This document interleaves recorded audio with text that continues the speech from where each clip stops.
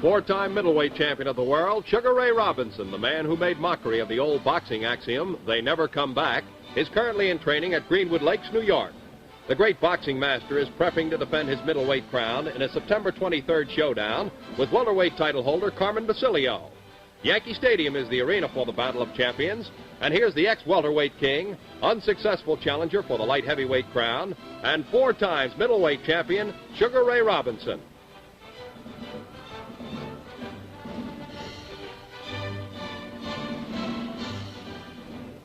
The biggest problem facing Sugar Ray is Basilio's tremendous stamina. Carmen has demonstrated beyond a doubt that he's one of the most durable men in the ring today. At 37, the Sugar Man may have a tough time staying with the pace. Robinson's lifelong friend and manager, George Gainsford, claims Sugar Ray is in excellent condition and his legs in top shape. If there's one thing that will favor Robinson, that's his ability to step into a ring and punch with the best of them. Ray is sparring with Tommy Taylor.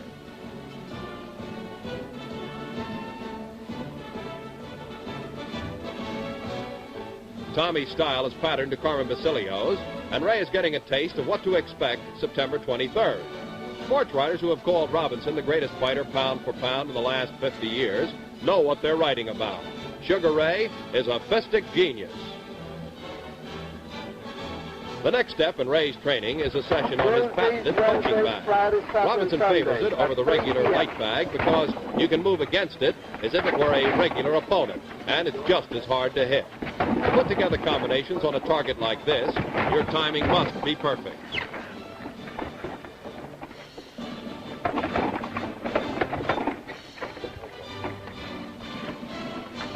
After winding up the day's training, the world middleweight champion Sugar Ray Robinson is gracious enough to grant us an informal and exclusive interview. Let's listen in as he talks with Chris Schenkel. Ray, I must say, you couldn't find a more beautiful spot to train under. Well, thank you, Chris. I rather enjoy it here. I've spent quite a number of years here in Greenwood Lake. I find it very comfortable for training.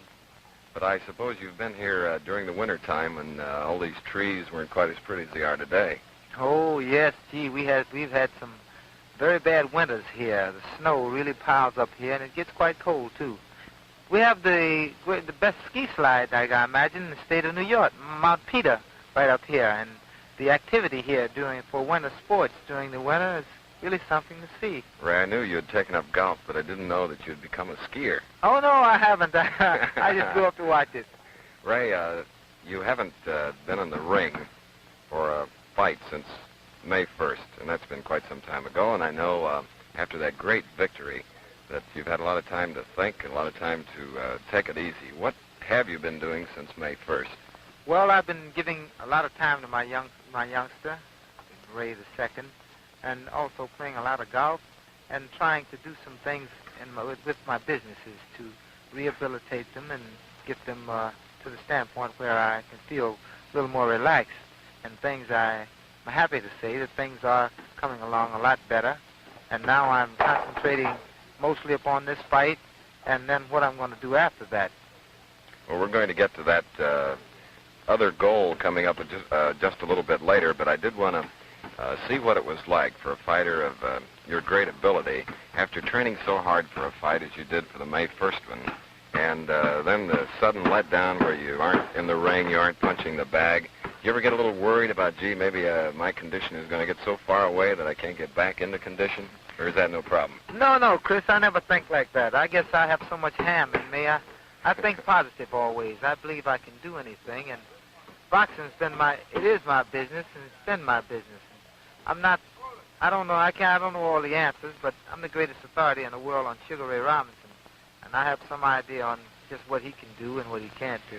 There are a lot of authorities on Sugar Ray Robinson. You're a great number of fans who I know will be at Yankee Stadium on September 23rd for that fight with Carmen Basilio. Oh, yes. I'm anticipating a very nice turnout, and I hope and pray that I can give my best and that my best will be good enough for me to emerge victoriously.